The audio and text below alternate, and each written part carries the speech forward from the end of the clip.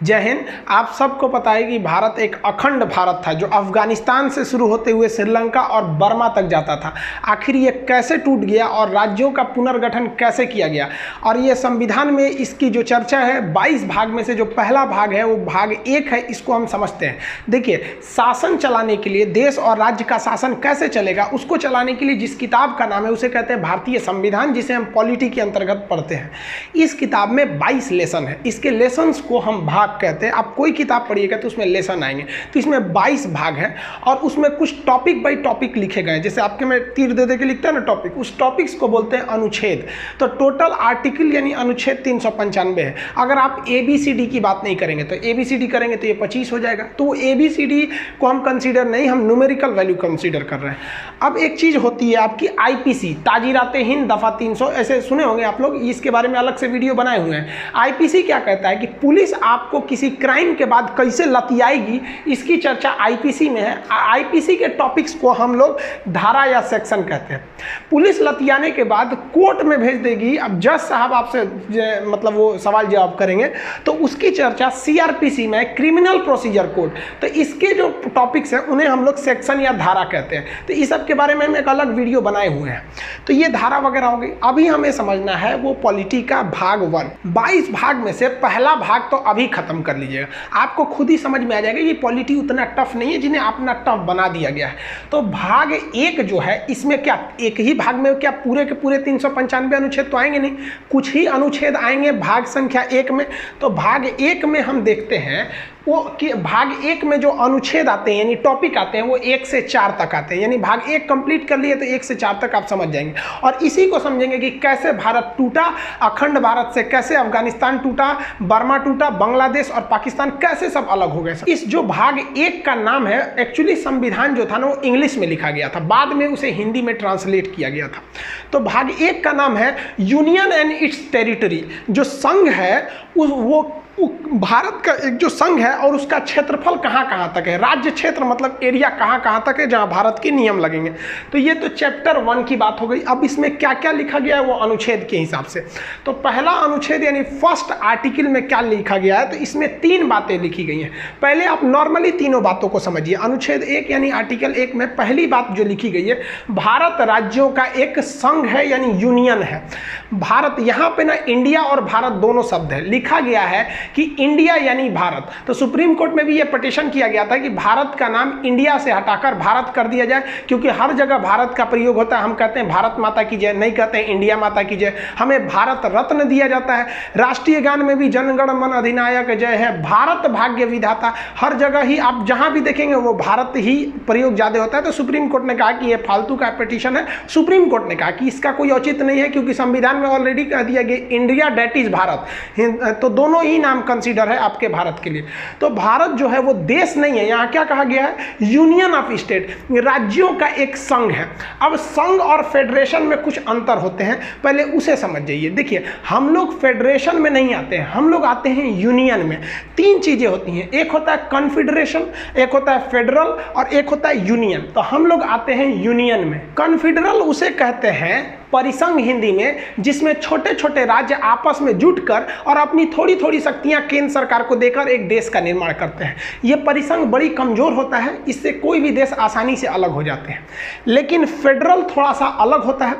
Federal में राज्य मिलकर एक देश का निर्माण करते हैं और हर राज्य जो होते हैं वो अपनी कुछ शक्तियां देश को दे देते हैं और कहते हैं कि भाई साहब आप इन शक्तियों का प्रयोग करिए। लेकिन फेडरल और कॉन्फेडरल दोनों में देखिए, कॉन्फेडरल का ही थोड़ा सा सभ्य रूप, थोड़ा शक्तिशाली रूप फेडरल है।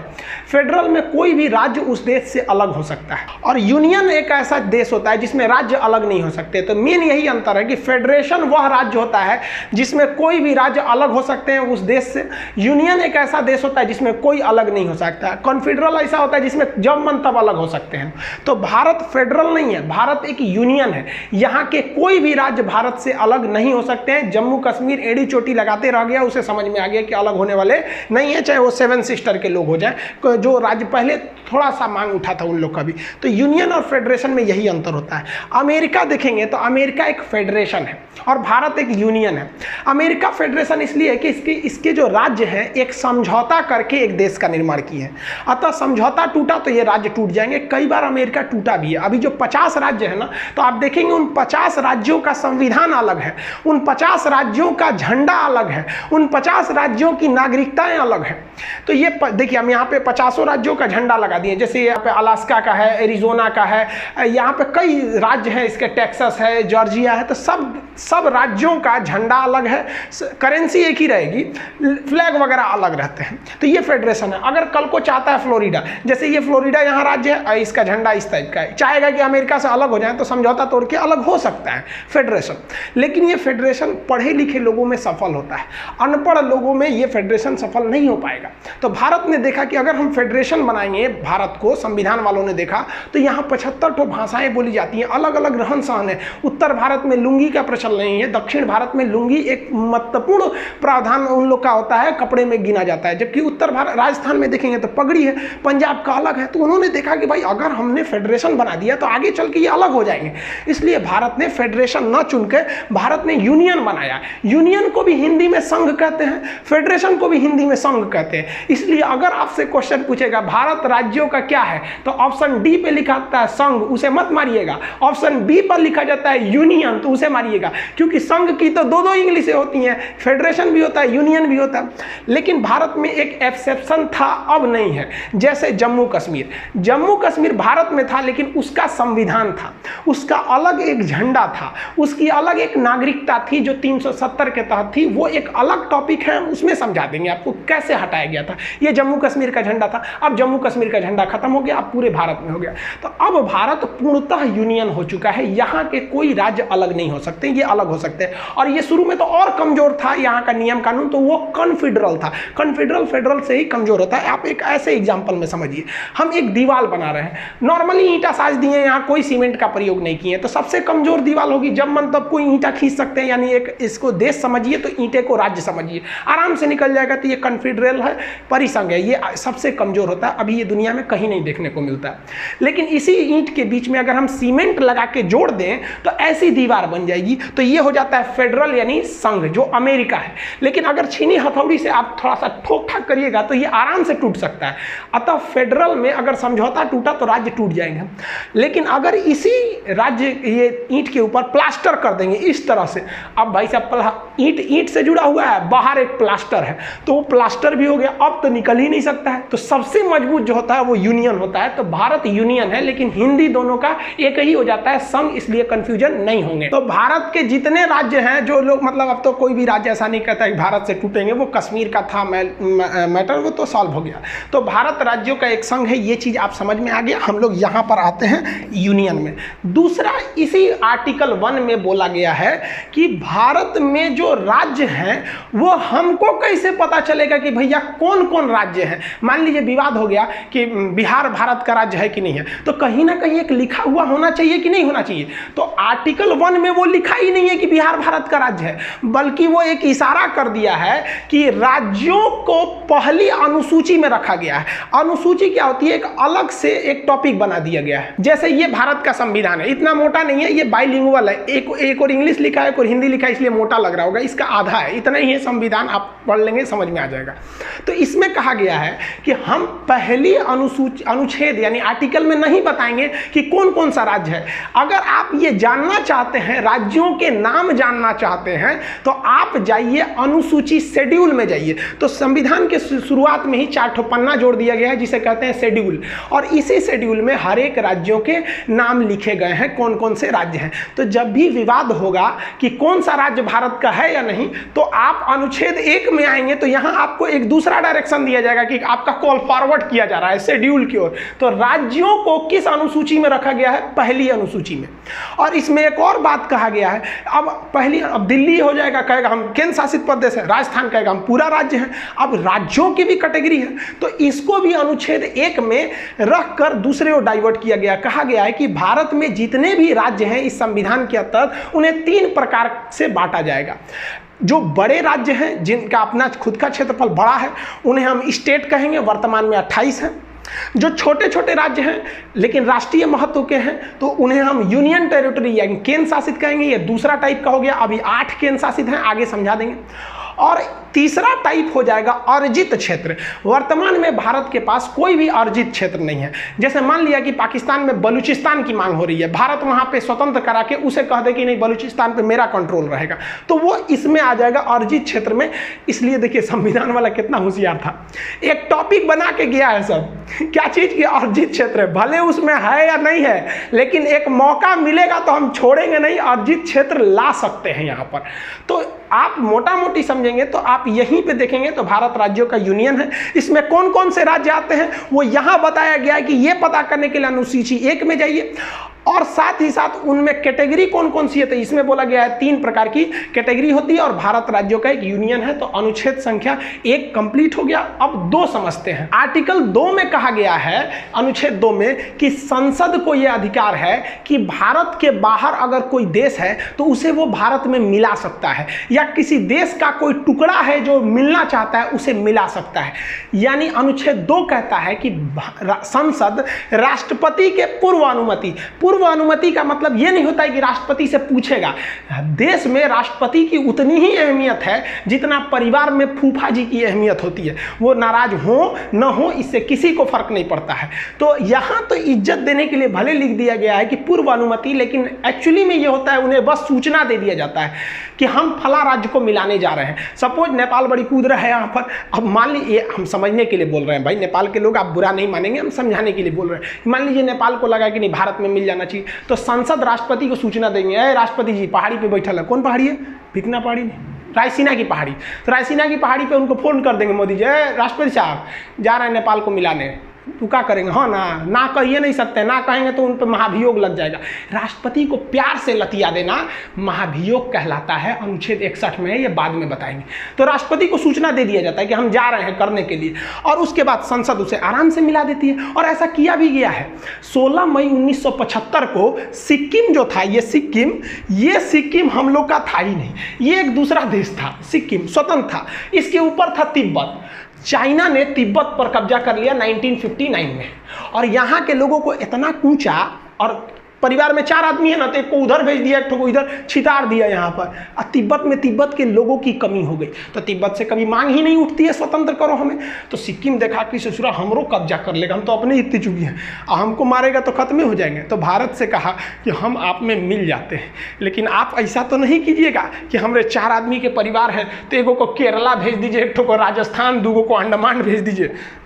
तो भारत ने कहा कि देखिए भाई, हम वसुधैव कुटुंबकम के रहने वाले हैं, यदि आप हमारे में मिलेंगे तो आपको वो सारे अधिकार दिए जाएंगे जो भारत के अन्य जितने राज्य हैं उन्हें ये अधिकार प्राप्त हैं। तो इस प्रकार सिक्किम राजी हो गया। तो 16 मई 1975 को सिक्किम भारत का 22वां राज्य बन गया। समझ में आ गया कि नहीं आ गया? लेकिन सिक्किम डायरेक्ट नहीं बना था, सिक्किम उसके लिए कुछ काम किया था। पहले वो ट्राई किया था कि भारत में हमें रहना ठीक है कि नहीं। तो इसके लिए संविधान में 35वां संशोधन किया गया 1974 में, और सिक्किम को एक सह राज्य बनाया गया कि वो ना मेरा राज्य है ना पड़ोसी है, वो विदेशी है लेकिन हमारी तरह एकदम सह राज्य, मतलब एक साथ को स्टेट की तरह व्यवहार करेगा। और इसके लिए संविधान में एक स्पेशल अनुच्छेद जोड़ा गया था, अनुच्छेद 2 का ए। लेकिन बाद में सिक्किम के लोगों को लगा कि नहीं, ये तो भारत एकदम हमारी तरह है, तो सिक्किम को अगला संशोधन करके 36वां संशोधन 1975 में करके सिक्किम को भारत का 22वां राज्य बना दिया गया। आज सिक्किम के लोगों, हम सब सिक्किम के लोग भी को पता है कि उनके साथ कोई भेदभाव नहीं किया जाता है। हम लोग भी जब इलाहाबाद में पढ़ते थे तो 1-2 दोस्त हम लोग के थे सिक्किम के, कोई भेदभाव नहीं किया जाता। वो लोग भी एकदम भारत को अपना समर्पित रहते हैं। ये भारत है, यहाँ जो आएगा वो इस जमीन को चूमेगा। जो यहाँ आया वो इस सौभाग्य हम लोग का, जो इस पावन धरती पर हम लोगों ने जन्म लिया। तो सिक्किम भारत का 22वां राज्य बन गया। तो अनुच्छेद 2 क्या कह रहा है? विदेशी राज्य को भारत में मिला लो। अब अनुच्छेद 3 क्या कहता है? भाई, एक तो कह दिया भारत राज्यों का यूनियन है, 2 कह दिया विदेशी को मिला लो। और अनुच्छेद 3 कहता है कि कि संसद वर्तमान में भारत में जितने राज्य हैं उनमें तोड़ फोड़ कर सकता है। यानी किसी राज्य का नाम बदल सकता है। कभी देखिए ना, कलिंग से हो गया उत्कल, उड़ीसा, ओडिशा, कई बार नाम चेंज हो जाते हैं, सब अक्सर नाम चेंज हो जाते हैं। उत्तर प्रदेश का पहला नाम था यूनाइटेड प्रोविजन, मध्य प्रदेश को सेंट्रल प्रोविजन। तो संसद किसी भी राज्यों के नाम बदल सकती है, उन्हें सीमा बदल सकती है। यानी यूपी से कुछ काट के मध्य प्रदेश को दे सकती है, बिहार से कुछ काट के बंगाल को दे सकती है। तो सीमा भी बदल सकती है, नाम भी बदल सकती है, और बिना उस राज्य के सहमति, तुम घुसियाए हो चाहे कुछ किए हो, इससे मतलब नहीं है। संसद केवल एक फॉर्मेलिटी निभा देती है कि राष्ट्रपति के पूर्व अनुमति से, राष्ट्रपति से कहती है सुनिए राष्ट्रपति साहब, आप राज्यवा को फोन कर दीजिए तो कि हम तोरा तोड़ने जा रहे हैं। याद करिए तेलंगाना के लोग, राष्ट्रपति ने आंध्र प्रदेश से कहा था कि हम आपको तोड़ना चाहते हैं तेलंगाना में 2 भाग में। आंध्र प्रदेश के लोगों ने, वहां की असेंबली ने इसका पूरा विरोध किया था। असेंबली से पास नहीं हुआ था कि हमें तोड़ा जाए, लेकिन 2014 में चूंकि इलेक्शन थे और डिमांड था वहां पर, तो इसलिए वो राज्य तुम जाओ उससे कोई मतलब नहीं है। ये यूनियन है, यूनियन में केंद्र को ज्यादा शक्ति है। और संसद ने साधारण बहुमत यानी 50% से पास कर दिया कि आंध्र प्रदेश को तोड़ा जाएगा। आंध्र प्रदेश टूट गया। तेलंगाना में आंध्र प्रदेश के लोग चिल्लाते रह गए, काहे तोड़ा, तेलंगाना टूट के अलग हो गया। तो अनुच्छेद 2 कहता है कि विदेशी को मिलाइए, और 3 कहता है जो मिलल है तो उन्हें को घोर घार के थूर थार के जैसे करना है करिए, बिना उस राज्य की अनुमति के। इसके कुछ छोटे छोटे एग्जाम्पल देखिए। मध्य प्रदेश से तोड़ दिया गया छत्तीसगढ़ को 1 नवंबर सन 2000 को। उत्तर प्रदेश से तोड़ दिया गया उत्तराखंड को 9 नवंबर सन 2000 को। और बिहार से तोड़ दिया गया झारखंड को सन 15 नवंबर सन 2000 को। और जम्मू कश्मीर के लोग चिल्ला रहे थे 370। अरे भाई साहब, आप पढ़े, क्लास काहे नहीं किए? असल में उस समय हम यूट्यूब पर क्लास नहीं लेते थे।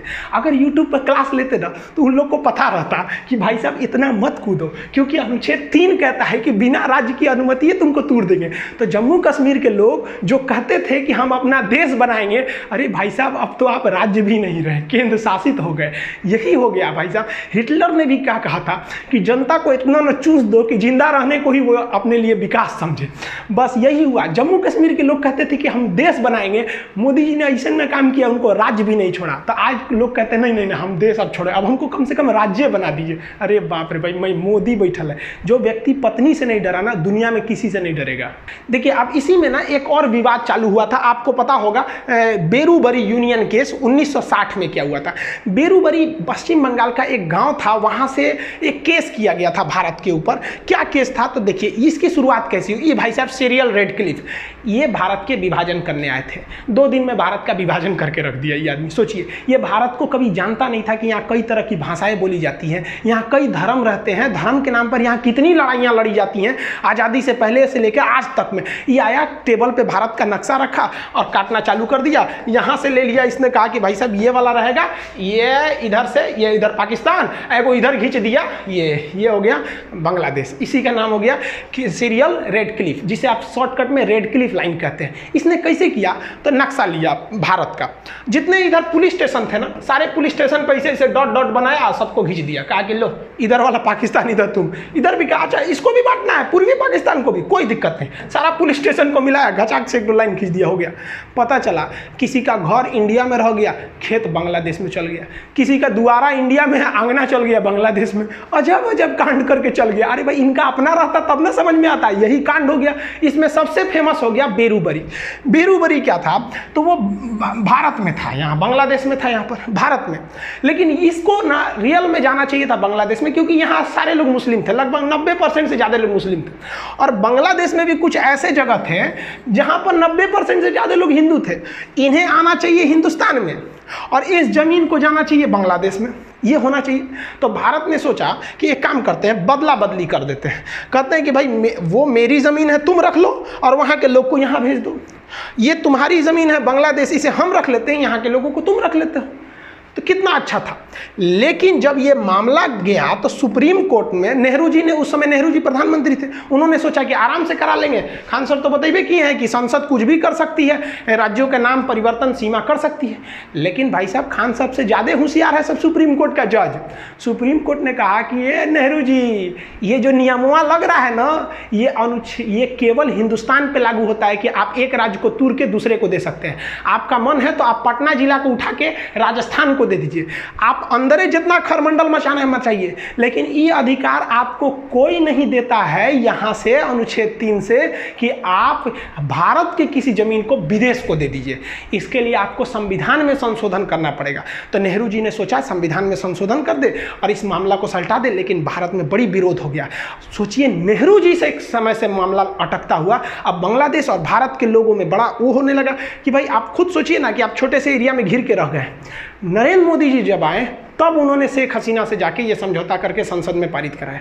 सोचिए नेहरू जी के समय का मामला आट के नरेंद्र मोदी जी किए, लेकिन नरेंद्र मोदी का कोई जनता विरोध नहीं किया, लेकिन नेहरू जी का विरोध किया। तो हमारे देश में भी एक खराबी है, हम लोग ये नहीं देखते हैं ना कि देश के लिए सही है या गलत है, हम लोग पार्टी का चेहरा बन जाते हैं, ये गलत है। आखिर वही काम कर रहे थे, जल्दी से उलट जाता। खैर राजनीतिक में नहीं जाना चाहिए। अब भाग 1 में केवल 4 अनुच्छेद थे, 1, 2, 3, 4। चौथा पर ये बड़ा सिंपल है। चौथा कहा गया है कि जब संसद अनुच्छेद 2 का प्रयोग करेगी यानी किसी विदेशी राज्य को मिलाएगी, या अनुच्छेद 3 का प्रयोग करेगी यानी किसी राज्य को तोड़ेगी, तो उसके लिए राष्ट्रपति से किसी विशेष अनुमति की जरूरत नहीं है, क्योंकि इसे अनुच्छेद 368 के बाहर रखा गया है। जिसे 368 में रख दिया जाता है उसमें राष्ट्रपति का साइन होना जरूरी है, लेकिन इन दोनों चीज को राष्ट्रपति का साइन की जरूरत नहीं है, क्योंकि पहले ही राष्ट्रपति को सूचना दे दिया जाता है कि हम विदेशी राज्य को मिलाने जा रहे हैं और या वर्तमान को तोड़ने जा रहे हैं। अब इस अनुच्छेद में कुछ छुपी हुई बातें क्या हैं, ध्यान से समझिए, जिसे हम रेड कलर से लिखें। अनुच्छेद 4 कहता है कि किसी विदेशी राज्य को मिलाने के पहले या वर्तमान किसी राज्य को तोड़ना अगर चाहते हैं तो आपको संसद में 2/3 यानी 66% वोट की जरूरत नहीं है, आपके पास केवल 50% वोट है, तो आप समझिए कि आप कर सकते हैं। और आप बताइए 50% वोट मतलब 545 जो है, हमारे यहाँ कितने हैं सर, 545, इसका अगर आप में निकालेंगे 50% तो 272 होता है, तो जिसे 273 मान लेते हैं। 72 आदमी कैसे आएगा, काट के नहीं ना आएगा, 273। तो 273 को ही हम साधारण बहुमत कहते हैं, जिसे 50% हो गया। तो अब बताइए 273 सरकार के लिए चाहिए, तो यानी जो भी सरकार है उसके पास 273 बहुमत है और वो आराम से इस दोनों काम को कर सकती है, यानी ज़्यादा तामझाम करने की ज़रूरत नहीं है। दूसरा इसमें छुपी हुई बात क्या है कि ये विधेयक यानी 2 और 3 का प्रयोग करते पहले, यानी विदेशी राज्य को मिलाने और वर्तमान राज्य को तोड़ने से पहले ही हम राष्ट्रपति को सूचना दे देते हैं कि हम ये करने जा रहे हैं। इसलिए राष्ट्रपति को ये अधिकार ही नहीं है कि राष्ट्रपति उसको लौटाए कि आपने ऐसा क्यों किया, भाई हम तो पहले ही आपको सूचना दे दिए थे। इसलिए राष्ट्रपति इस पर साइन करने के लिए बाध्य है। बाध्य बनाने के लिए इसे 368 के बाहर रखा गया है। और इस अनुच्छेद की और छुपी हुई बात क्या है कि हमारे संविधान में एक अनुसूचियां हैं, कई 12 अनुसूचियां हैं। उस अनुसूची में 1 में लिखा गया है कौन कौन सा राज्य है। अब एक बात बताइए, आप किसी विदेशी राज्य को मिला लिए या किसी राज्य को तोड़ दिए, तो अनुसूची 1 में भी तो जाके वहां चेंजिंग करना पड़ेगा ना कि भाई हमने ये वाला राज्य मिला दिया या ये वाला राज्य तोड़ दिया। तो अनुसूची 1 में भी आपको चेंजिंग करना पड़ेगा इसी के साथ, उसमें भी राष्ट्रपति टोक टाक नहीं करेंगे। और अनुसूची 4 जो है उसमें लिखा गया है कि किस राज्य से कितने सांसद उठेंगे राज्यसभा के लिए। तो भाई आपने तोड़ दिया या मिला दिया तो जेन्युइन है, कुछ चेंज हो जाएगा। तो साथ ही साथ आपको अनुसूची 4 में भी चेंजिंग करना पड़ेगा और उसमें भी आपको कोई रोक टोक नहीं करेगा। ये संविधान का था आपका भाग संख्या 1। तो संविधान का भाग 1 अनुच्छेद 1 से 4 तक चालू होता है, जो कंप्लीट हो गया। 1 कहता है भारत राज्यों का यूनियन है, 2 कहता है विदेशी को मिलाओ। देखो संविधान वाला कितना होशियार था। पहले कहा कि विदेशी को मिला लो 2 में, और उसके बाद कहा अब मिल गया ना, अब जो वर्तमान में अब आ गया, अब इसको कूच काच करके कुछ भी करते रहो, कोई दिक्कत नहीं है। और अनुच्छेद 4 में कहा है कि ये दोनों काम आप साधारण बहुमत से कर सकते हैं, राष्ट्रपति इसमें बाध्य रहेंगे आपकी बात को मानने के लिए। अब अखंड भारत को समझते हैं। ये नक्शा देखिए, ये है हमारा अखंड भारत। इतना बड़ा भारत था, लेकिन इसके टुकड़े होते गए क्योंकि हम आपस में लड़ते गए थे, इसीलिए टुकड़े हुए। सबसे पहले जो हुआ 1893 में डूरंड लाइन खींच दी गई। यहाँ पर इंडिया पाकिस्तान के बीच में अफगानिस्तान और पाकिस्तान तो उस समय भारत में ही था, यहाँ खींच दिया गया डूरंड लाइन। उस पार हो गया अफगानिस्तान, यानी अफगानिस्तान को अंग्रेजों ने साइड कर दिया क्योंकि वहाँ पहाड़ वगैरह ज़्यादा था, उतना उपयोगी नहीं था। तो ये हो गया डूरंड लाइन। ये वर्तमान में अलग करती है अफगानिस्तान और पाकिस्तान को। लेकिन जब ये खींचा गया था तो ये अफगानिस्तान और भारत की सीमा बनाती थी। एक डूरंड कप भी होता है, एक मैच जो फुटबॉल से संबंधित होता है, अक्सर क्वेश्चन पूछता है। तो ये अखंड भारत का पहला टुकड़ा। अखंड भारत का दूसरा टुकड़ा हो गया 1935 में। 1935 में यहाँ से म्यांमार जो उस समय उसका नाम था बर्मा था, ये अलग हो गया यहाँ से। और इस साइड से ये देखिए ये पाकिस्तान अलग हो गया। अब पाकिस्तान का विभाजन इस आधार पर हुआ था कि जिधर मुस्लिमों की संख्या ज़्यादा है उसे पाकिस्तान बना दिया जाए। तो इधर भी मुस्लिम ज़्यादा थे तो ये हो गया पश्चिमी पाकिस्तान और ये हो गया पूर्वी पाकिस्तान, जो आगे जाकर बांग्लादेश हो गया। इस पर एक अलग वीडियो बना दिए हैं, बांग्लादेश कैसे अलग हुआ था। अब बच गया हिंदुस्तान इतना बढ़िया। अब ये हो गया आपका सीरियल रेड क्लिप रेखा जो भारत पाकिस्तान को विभाजन करती है। और भारत बांग्लादेश के बीच जो है बॉर्डर, उसे हम लोग जीरो लाइन के नाम से जानते हैं। भारत को जब आज़ादी मिली तो भारत का निर्माण करना इतना आसान नहीं था और वल्लभ भाई पटेल को कोई ऐसा ही लौह पुरुष नहीं कहता है। ये भारत का नक्शा देखिए, यहाँ जो आप रेड कलर वाला एरिया देख रहे हैं केवल वहीं पर अंग्रेज शासन करते थे, जबकि पीले वाले एरिया में भारतीय राजाओं का शासन था जो अंग्रेजों के चमचे बने हुए घूम रहे थे। तो अंग्रेजों के जो चमचे बने के घूम रहे थे तो उन्हें हम लोग देसी रियासत कहते थे। तो जब देश आज़ाद हुआ तो भारत में कई देसी रियासत थे। तो अंग्रेजों ने कहा कि देखिए भाई साहब, ये जो मेरा ब्रिटिश वाला एरिया है हम तो आपको दे ही देंगे, लेकिन उन्होंने इस पीले वाले क्षेत्र से कहा कि आप या तो पाकिस्तान में मिल जाइए या तो भारत में मिल जाइए, आपका मन तो आप स्वतंत्र राज्य भी बना सकते हैं, एक देश भी बना सकते हैं। तो पाकिस्तान में कुल 13 देसी रियासतों ने विलय कर लिया। इसकी बात छोड़िए, यहाँ पर भारत की बात करते हैं। भारत में जो प्रिंसली स्टेट थे, जो देसी रियासत थे, उनकी संख्या 552 थी। इन 552 राज्यों को मिलाकर एक फेडरेशन बनाना संभव नहीं था, क्योंकि फेडरेशन बनाते तो फिर टूट जाते हैं। इसलिए सरदार पटेल की जिम्मेदारी दी गई कि इसको मिलाकर यूनियन बनाइए। इस काम में 3 लोगों की महत्वपूर्ण भूमिका है। सरदार पटेल, वीपी मेनन उस समय के आईएएस अधिकारी सचिव हुआ करते थे, और माउंटबेटन का भी योगदान है। ये तीनों क्वेश्चन पूछता है। एक बार एग्जाम में पूछा था कि राज्यों के एकीकरण में किसका योगदान था, सरदार पटेल और वीपी मेनन का नाम ही नहीं था, तो उस समय आप लगाएंगे माउंटबेटन को। इन तीनों लोगों की ने मिलकर 552 राज्यों को आपस में मिला दिया। लेकिन 3 राज्य ससुरे बड़ी मनबड़ था सब। अब वो 3 राज्य कौन कौन से, तो भाई एक हैदराबाद, यहाँ देखिए ये जो देख रहे हैं ना, ये पहले एक स्टेट हुआ करता था हैदराबाद, आज भले एक शहर है, एक स्टेट हुआ करता था। हैदराबाद के राजा का अलग ही डिमांड था, उनको अलग राज्य चाहिए था। अरे भाई साहब, भाई ये अलग देश कहाँ बनाएंगे बिचुआ में से, यहाँ से अलग देश के लिए। लेकिन यहाँ पर अराजकता फैल गई, मारपीट बहुत होने लगा। तो सरदार पटेल ने चारों ओर से पुलिस भेज दिया। चारों ओर से वो आर्मी थी, पुलिस की वर्दी में गई थी, जिसका नाम दिया गया ऑपरेशन पोलो। ऑपरेशन पोलो के तहत हैदराबाद को भारत में मिला दिया गया। इनके स्वतंत्र देश का सपना हमेशा के लिए टूट गया यहाँ पर। तो ये ऑपरेशन पोलो सफल हुआ। दूसरा ये वाला राज्य था जूनागढ़। जूनागढ़ क्या था कि जूनागढ़ की जनसंख्या जो थी, अधिकतर जनसंख्या हिंदू थी, लेकिन वहाँ के राजा जो थे वो मुस्लिम थे। तो जूनागढ़ ने कहा कि नहीं भाई, हम पाकिस्तान में जाना चाहते हैं। अरे भाई साहब, तू यहाँ से पाकिस्तान में कैसे जाएगा। तो सरदार पटेल ने जूनागढ़ में रेफरेंडम करा दिया, जनमत संग्रह। वहाँ के लोगों से पूछा आप कहाँ रहना चाहते हैं। ज़्यादातर लोगों ने कहा हिंदुस्तान में रहना चाहते हैं। बस जैसे हिंदुस्तान में रहना चाहते हैं, ये वाला भी मैटर सॉल्व हो गया। लेकिन अलग मैटर हो गया जम्मू कश्मीर के साथ। जम्मू कश्मीर की सिचुएशन थोड़ी अलग थी। यहाँ जनता ज़्यादातर मुस्लिम थी, लेकिन राजा हिंदू थे, राजा हरि सिंह। और राजा हरि सिंह ने अलग टाइप का डिसीजन ले लिया। उन्होंने कहा कि ना हम भारत में मिलेंगे और ना ही हम पाकिस्तान में मिलेंगे, हम एक अलग देश बनाएंगे। तो अंग्रेजों ने तो खुली छूट दी थी कि भाई जिन्हें अपना देश बनाना है बना लेंगे। तो भारत ने कुछ नहीं किया, और लेकिन पाकिस्तान ने ना वहाँ से दगाबाजी किया। पाकिस्तान आतंकवादियों को घुसा दिया इस एरिया में, धड़ाधड़ यहाँ आतंकवादियों का पूरा घुस गया सब, इतना एरिया में आतंकवादी पूरा घुस गए थे सब। अब राजा हरि सिंह को लग गया कि अगर हम अपना देश बनाने के लिए चलेंगे ना तो मेरा परिवार भी नहीं बचेगा।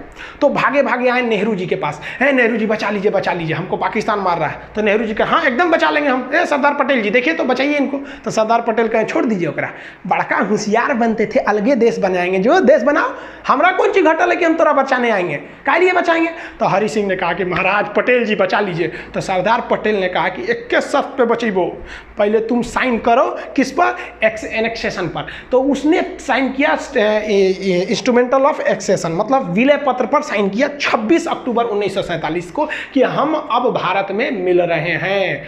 तो सरदार पटेल ने कहा इन होशियारी हुआ, अब हम सेना भेजते हैं। तब यहाँ से भारत में सेना भेजा गया और भारत की सेना उनको खदेड़ दिया यहाँ पर। और भारतीय सेना उस समय बहुत ही बहादुरी से लड़ी थी, और वो क्योंकि अंग्रेज हमें अंधेरी गली के मुहाने पे छोड़ के चले गए थे और स्टार्टिंग में युद्ध झेलना पड़ गया था। और इस वक्त में नौशेरा में पाकिस्तानी फौज बहुत बहादुरी से लड़ रही थी, वो सब बहुत खतरनाक लड़ रहे थे। तो भारत के ब्रिगेडियर थे उस समय ब्रिगेडियर उस्मानी। ब्रिगेडियर उस्मानी ने कहा कि जब तक हम पाकिस्तानियों को खदेड़ नहीं देते तब तक हम जमीन पे सोएंगे, इसलिए उन्हें नौशेरा का शेर कहा जाता था। और इनके बदौलत बहुत पूरे भारतीय सैनिक की बहादुरी के बदौलत यहाँ लड़े। और यही वाला एरिया जब तक भारतीय सेना पहुंचे पाकिस्तान कब्जा कर चुका था, जिसे आज भी हम पीओके के नाम से जानते हैं। और यही सीज फायर बन गया और कश्मीर भी भारत का एक अंग बन गया। सरदार पटेल, वीपी मेनन और लॉर्ड माउंटबेटन ने मिलकर 552 देसी रियासतों को तो मिला दिया, लेकिन चौपट कर दिया कब? जब भारत का संविधान लागू हुआ 1950। 1950 में भारतीय राज्यों को 4 कैटेगरी में बांट दिया गया, इस टाइप में बांटा गया, ABCD टाइप में बांट दिया गया। ए में किसे रखा गया? वह एरिया जहां पर अंग्रेजों का शासन था। बी में रखा गया वह एरिया जहां देसी रियासतों का शासन था। सी में रखा गया वह एरिया जहां वह बड़े शहर जहां अंग्रेज न केवल उस शहर पर कब्जा कर रहे थे, जैसे अजमेर के अगल बगल में नहीं किए थे, मेन सिटी अजमेर, भोपाल, इस सब टाइप में, तो उसे कमिश्नरी स्टेट कहा गया, उसे सी टाइप में रखा गया था। और डी में तो यूनियन टेरिटरी, जिसमें केवल आपका अंडमान निकोबार था। तो इस तरह से भारत थे साहब। अजी बताइए नहीं, इस तरह से भारत का नक्शा था। देखिए ना, ये अजमेर अलग है, भोपाल अलग है, इस टाइप का। मैसूर में अलग था, कमिश्नर का शासन चल रहा था, अलग अलग टाइप का था भाई, प्रिंसरी स्टेट वगैरह थे। तो अब क्या किया जाए प्रिंसरी स्टेट में? अब इसका शासन करने में बड़ा दिक्कत होता था। तो इसको बेहतरीन ढंग से बनाने के लिए कई कमिटीज़ का गठन किया गया, जिसमें सबसे पहली कमेटी थी इलाहाबाद हाई कोर्ट के जज एस के धर कमीशन, जिसे एस के धर आयोग कहते हैं, 1948 में बैठी थी। इनसे कहा गया क्यों ना हम भाषा के आधार पर राज्य बना दे, कि जहाँ पंजाबी भाषा बोली जा रही है पंजाब, जहाँ कन्नड़ बोली जा रही है कर्नाटक, इस तरह से जहाँ गुजराती है तो उसे गुजरात। तो एस के धर ने कहा कि ये सरासर गलत होगा। तो उसके बाद एक और कमेटी उसी साल गठित की गई, JVP, जवाहरलाल नेहरू, वल्लभ भाई पटेल और पट्टाभी सिद्धारमैया। ये तीनों लोग की समिति ने भी कहा कि भाई भाषाई आधार पर राज्यों का गठन नहीं होना चाहिए। उन्होंने भी इसका विरोध किया। लेकिन इसी कड़ी में एक बहुत बड़ा मोड़ आ गया। मोड़ आया 1952 में। 1952 में ये वाला एरिया मद्रास था। देखिए कितना बड़ा था ये एरिया मद्रास। तो मद्रास से काट कर यहाँ आंध्र प्रदेश बनाने की बात चल रही थी कि ये एरिया आंध्र प्रदेश बना दीजिए, हम मद्रास में नहीं रहेंगे। तो सरकार इनकी बातों को नहीं मान रही थी, क्योंकि सरकार कोई भी काम करती है कमेटियों की सिफारिश पर। 2 कमेटी कही थी कि भाई हम भाषा के आधार पर नहीं करेंगे। लेकिन पेट्टू श्री रामुलु नाम का एक व्यक्ति था जिसने कहा कि हम मद्रास में नहीं रहेंगे, क्योंकि मद्रास के निचले भाषा में तमिल भाषा बोली जा रही है और हम तेलुगु बोलने वाले हैं, हमें आंध्र प्रदेश चाहिए। नेहरू ने कहा नहीं देंगे। तो ये भूख हड़ताल पर बैठ गया। अरे जवान 56 दिन तक भूख हड़ताल पे बैठ गया। 56 दिन पर भूख हड़ताल पे बैठने के बाद दिसंबर 1952 में इनकी मृत्यु हो गई। जब इनकी मृत्यु हुई तब भयानक बगावत शुरू हो गया दक्षिण भारत में। और लोगों ने कहा कि ससुरा ये नेहरू जो है ये तो डलहौजी से भी खतरनाक है, भूखले छोड़ दिया, यहाँ पर मर गए ये लोग। अब नेहरू का कह रहे फंस गए नेहरू। तो नेहरू जी को आनंद फानन में जनता की बात मानने के लिए मजबूर होकर 1 अक्टूबर 1953 यानी अगले साल, नेहरू जी ने बहुत सोचा था कि इसको लेपापोती करके दबा दे, लेकिन दब नहीं पाया और आंदोलन बढ़ने लगा और लोग भूख हड़ताल पे बैठे। नेहरू कहा कि भाई साहब सब मरिए जाएगा तो हमारी कुर्सी चल जाएगी। तो 1 अक्टूबर 1953 को मजबूर होकर सरकार ने भाषा के आधार पर मद्रास को तोड़ दिया और कहा कि जो नीचे बोले जाएंगे तमिल वाले उनका हो जाएगा तमिलनाडु, जो मद्रास के ऊपर में तेलुगु बोलते हैं उनके लिए हो जाएगा आंध्र प्रदेश। उस समय आंध्र प्रदेश की राजधानी कुल्लूर बनाई गई थी। तो क्वेश्चन 2 पूछता है यहाँ पर, भाषाई आधार पर गठित होने वाला पहला आयोग कौन था? तो एस के धर आयोग 1948। हालांकि ये दोनों आयोग ने 1949 में रिपोर्ट दिया था। और भाषाई आधार पर गठित होने वाला पहला राज्य कौन सा था? तो पहला राज्य हो जाएगा आंध्र प्रदेश। जैसे ये राज्य बना, देहात में कहा जाता है छुए के छुअनी लग गई, मतलब किसी चीज़ को टच कर दे तो आदमी परख जाता है। बाकी राज्यों ने देखा कि अरे भाई साहब हम भी भाषा के आधार पर राज्य बनेंगे। तो गुजरात वाला कह रहा है कि भाई साहब ये बम्बई यहाँ से यहाँ तक है, ये हमारा अलग रहेगा, गुजरातियों के लिए गुजरात, मराठियों के लिए महाराष्ट्र, ले भाई सब बवाल चालू, सबके लिए, सबको अलग अलग भाषा के लिए। सरकार पगला गई कि एगो को मनाने के चक्कर में गए ना, पूरे भारत में बवाल हो गया। इसलिए सरकार ने सोचा कि हम सुप्रीम कोर्ट से सलाह लेते हैं। तो सुप्रीम कोर्ट के जज थे खान बहादुर सर सईद फजल अली, जिन्हें हम लोग शॉर्टकट में फजल अली कहते हैं। तो सुप्रीम कोर्ट के जज फजल अली के नेतृत्व में एक आयोग का गठन किया गया और उन्हें कहा गया कि आप डिसीजन लीजिए कि देश का भविष्य किसमें ठीक है, भाषा के आधार पर किया जाए या क्षेत्र के आधार पर किया जाए। तो फजल अली आयोग में 3 सदस्य थे, एक फजल अली थे, 2 अन्य लोग थे।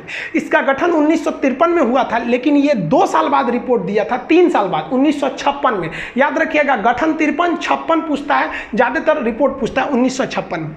इसने कहा, फजल अली आयोग ने, कि भाषा के आधार पर राज्यों का गठन कर देना उचित है। गुजरात बोलने वाले गुजरातियों के लिए गुजरात दे दिए, मराठियों के लिए महाराष्ट्र दे दिए। लेकिन ऐसा कानून नहीं होना चाहिए कि जिन्हें गुजराती नहीं आती है वो गुजरात में नहीं रह सकते हैं, जिन्हें मराठी नहीं आती है वो मराठी में नहीं रह सकते हैं।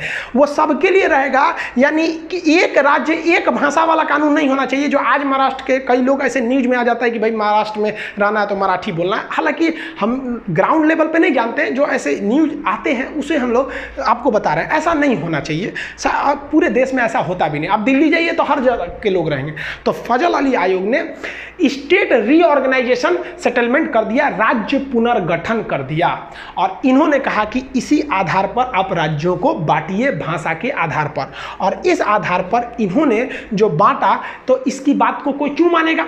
फजल अली के बात को हम क्यों मान लें? हमें आज़ादी मिली है, हमने अपने सांसद चुने हैं, संसद में पारित कराइएगा तब ना मानेंगे। तो इसको लागू कराने के लिए संविधान में संशोधन की जरूरत पड़ी। तो 7वां संशोधन 1956 में किया गया और इसी संशोधन के द्वारा फजल अली आयोग की सिफारिशों को मान लिया गया। क्वेश्चन कहेगा, फजल अली आयोग की सिफारिशों को मानने के लिए या राज्य पुनर्गठन करने के लिए कौन सा संशोधन किया गया? तो 7वां संशोधन। और इसके आधार पर, भाषाई आधार पर राज्यों का गठन किया गया। उस समय 14 राज्य बनाए गए और 6 केंद्र शासित प्रदेश बनाए गए। हम ये बता देंगे कि 6 से केंद्र शासित प्रदेश क्यों बनाए जाते हैं, ये आगे टॉपिक है उसमें बताएंगे। तो ये भी याद रखिएगा, फजल अली आयोग के द्वारा 14 राज्य, 6 केंद्र शासित, यानी टोटल 20 बनाए गए। उस समय का ये नक्शा है 1956 का टोटल। ये इस हिसाब से, अभी भी गुजरात और महाराष्ट्र एक ही में थे, ये आगे जाकर फिर से अलग हुए। एक समस्या आई थी पंजाब के साथ। पंजाब बड़ा कॉम्प्लिकेटेड था, उसका पुराना नाम था Patiala and east Punjab state union, जिसे हम पेप्सू कहते हैं। इसको विभाजन करने के लिए ना क्या किया गया, एक आयोग का गठन किया गया, एक कमीशन का। उस कमीशन का नाम था शाह आयोग। शाह कमीशन ने 1966 में अपनी सिफारिश दी और कही कि इस पंजाब का विभाजन जरूरी है। इस पंजाब का वह एरिया जो पहाड़ी एरिया यानी हिमालय जहां है, उसे हम हिमाचल प्रदेश बना देते हैं। इस पंजाब का निचला भाग जहां पर हिंदी भाषा बोली जाती है, उस हिंदी भाषा वाले को हरियाणा बना देते हैं। और इस पंजाब का पश्चिमी भाग जहां पर मुख्य रूप से पंजाबी भाषा बोली जाती है, उसे हम पंजाब बना देते हैं। और पंजाब और हरियाणा के बीच एक कॉमन एरिया बना देते हैं जो दोनों की राजधानी रहेगी, जिस पर किसी का अधिकार नहीं रहेगा, उस पर राष्ट्रपति का अधिकार रहेगा, केंद्र शासित प्रदेश रहेगा, यूनियन टेरिटरी यानी यूटी बना दिया जाएगा, उसे चंडीगढ़ कह देंगे। तो जिसे आप पेप्सू देख रहे थे वो 4 भाग में टूट गया। तो पंजाब राज्य का पुनर्गठन किया गया था शाह आयोग के सिफारिश पर। इस प्रकार भारत का एक विशाल साम्राज्य जो अखंड भारत के नाम से जाना जाता था, वो सिमट कर इतने में रह गया जिसमें 28 राज्य बचे। पहले 29 राज्य थे, तो जम्मू कश्मीर से राज्य की दर्जा छीन ली गई, तो राज्य बच गए 28। 9 केंद्र शासित हो गए। पहले केंद्र शासित कितने थे? 7, लेकिन जम्मू अलग, लद्दाख अलग, 2 केंद्र शासित बन गए, तो 7 2 9 हो गए। लेकिन एक डिसीजन लिया गया कि दादरा नागर हवेली और दमन दीव, ये 2 अलग अलग हैं, इन्हें एक में केंद्र शासित बना दिया जाएगा। इस प्रकार केंद्र शासित की वर्तमान संख्या 8 हो गई है और स्टेट्स की संख्या अभी 28 है। आप जनरली थोड़ा सा समझिए, केंद्र शासित क्यों बनाए जाते हैं? वैसा राज्य जो बहुत छोटा है और उसकी संस्कृति अलग है और उसे राष्ट्रीय हित में रखना है, वरना वो अलग भी हो सकते हैं, जैसे अंडमान निकोबार। आप बताइए, अगर यहाँ कोई मुख्यमंत्री का शासन दे देते हैं तो हो सकता है कि विदेशी शक्तियाँ, चाइना, इन्हें अपने प्रभाव में मिला के और केंद्र सरकार को दिल्ली में जब तक पता चले यहाँ सेना बुला के इसे अलग कर सकती। इसलिए सरकार ने इसे केंद्र शासित बना दिया कि यहाँ मुख्यमंत्री रहेगा नहीं, सीधे यहाँ क्या हो रहा है ये दिल्ली डिसाइड करेगी। जैसे यहाँ लक्षद्वीप पाकिस्तान इधर से आके भी मिला सकता है, मुख्यमंत्री को पैसा वैसा दे देगा, कहे कि तुमको और कर देंगे, भाई कुछ भी हो सकता है। इसलिए कहा गया भाई साहब यहाँ तुम ताम झाम करबे नहीं करो, यहाँ का सारा डिसीजन दिल्ली लेगा। ऐसे ही पाकिस्तान यहाँ पे कर रहा था जम्मू कश्मीर में, मोदी जी ने कहा कि एक काम करे भाई, तुम राज्य रहबे नहीं करेगा, मुख्यमंत्री वगैरह नहीं रहोगे यहाँ पर। मुख्यमंत्री क्यों बनाए जाते हैं, वहाँ विधानसभा होती है। तो कह दिया भाई यहाँ का सारा शासन दिल्ली देखेगा, और यहाँ पर एक ठो असेंबली बना दी गई जिसमें मुख्यमंत्री, जैसे केंद्र शासित के मुख्यमंत्री के पास ज़्यादा पावर नहीं रहता है, सारा डिसीजन दिल्ली से लिया जाता है। तो राष्ट्रीय महत्व का होनी चाहिए, संस्कृति अलग होनी चाहिए, देश की मुख्य भूमि से दूर होना चाहिए। कई रीजन है जिसे बनाए जाते हैं, इसके लिए संविधान में अलग प्रावधान है। कौन सा राज्य कब बना, यहाँ पर हम सबका डेट बाई डेट यहाँ लिख दिए हैं। आप इसका स्क्रीनशॉट लेना चाहें तो ले सकते हैं, इसका PDF वगैरह एप्लीकेशन में है। जब तक आप इसी पे क्लास रेगुलर देखिए। आज संविधान का आपने एक भाग को खत्म कर दिया, अभी संविधान में टोटल 22 भाग थे, एक खत्म हो गया, 21 बचा। आई होप आप ये सब चीज़ों को समझ गए होंगे। मिलेंगे नेक्स्ट वीडियो में, तब तक के लिए जय हिंद।